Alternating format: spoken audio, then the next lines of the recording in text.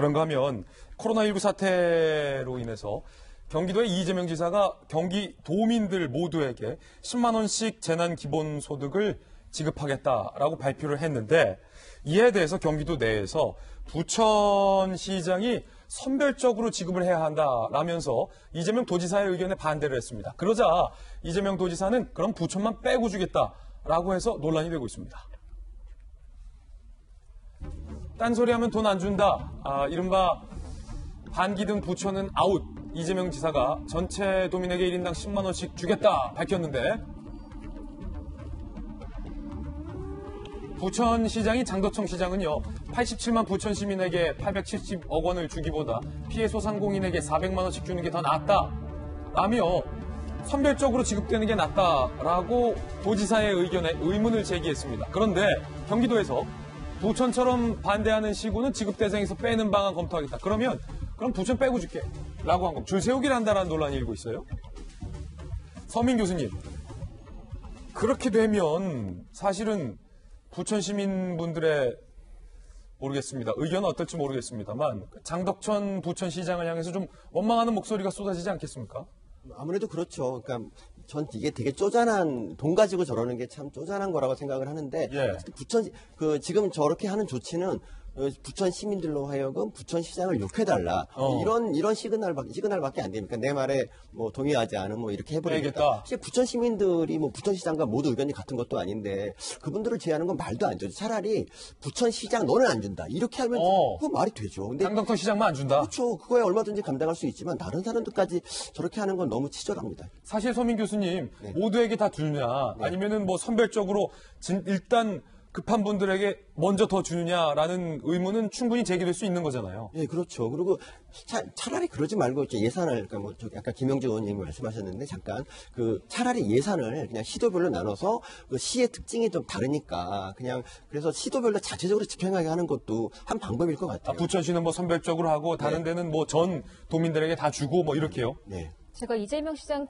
도지사 측을 조금을 해명을 하자면 이재명 도지사가 지금까지 어떤 행동을 하는 데 있어서 그러니까 사전에 미리 준비를 하고 행할 때는 굉장히 빨리빨리 대책을 신천지 문제도 그랬었고 처음에 코로나19 문제도 그랬었고 굉장히 발빠르게 행동한 거를 긍정적인 평가를 받았거든요. 그렇죠. 이번에 부천시장이 이렇게 반박한 그러니까 것에 대해서 이런 조치를 한 것은 제가 볼 때 일관적으로 제가 평론을 하자면 이렇게 하나둘 또 발목 잡고 이러다 보면은 시행이 또 늦어지겠죠. 이 자체가 이재명 도지사의 방식이 아니에요. 그래서 만약에 그래 누가 결정한 거에 이렇게 걸림돌을 자꾸 내는 그러니까 본인 입장에서는 잡음에 대해서는 내가 그래 싫어? 그럼 너희 권한으로 줄게. 난 일단 가겠어. 저 이렇게 긍정적으로 보지만 제가 이재명 도지사에게 처음으로 부정적으로 이번에 이 부분을 본 건 의견만 보자면 저는 부천시장의 의견이 맞다고 생각하거든요.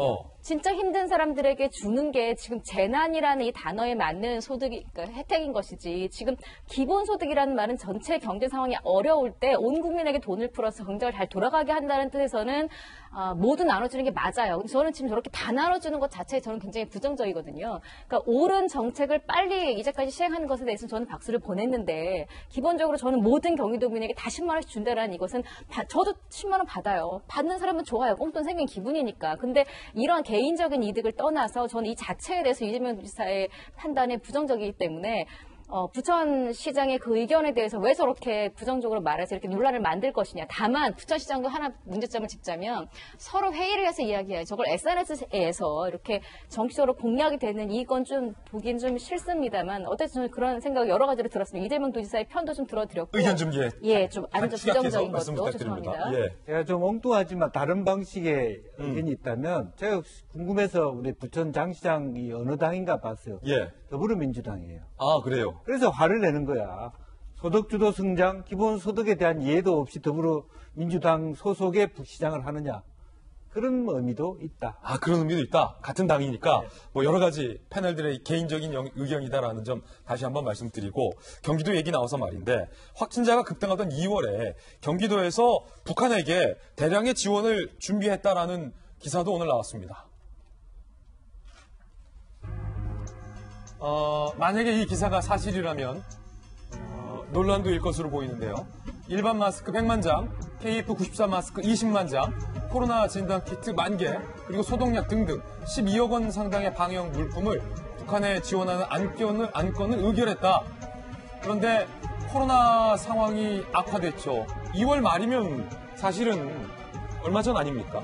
그래서 북한에게 보낼 것들에 대한 지원 중단이 됐다라는 사실이 라는 내용이 보도되고 있는데, 김정인 교수님, 만약에 이 보도 내용이 사실이라면 사실은 경기도민들도 부족하고 좀 우리 대구 경북도 상당히 많이 부족하고 전 국민적으로 좀 마스크가 부족한데 꼭 그 2월 말에 북한에게 마스크를 줘야만 했느냐, 주려고 했느냐, 주고 싶어 했느냐라는 논란도 좀 예상이 되는군요.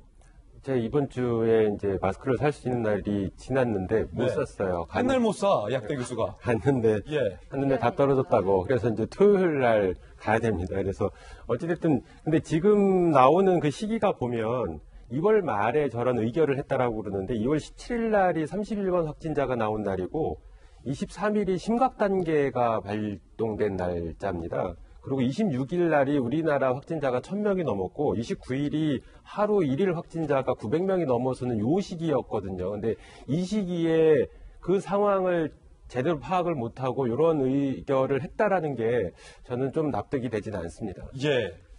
자, 물론 일단 중단이 됐다고는 하지만 이 기사 내용이 사실이라면 100만 장과 20만 장, 120만 장의 마스크가 북한으로 갈 뻔했었다라는 얘기가 되는군요.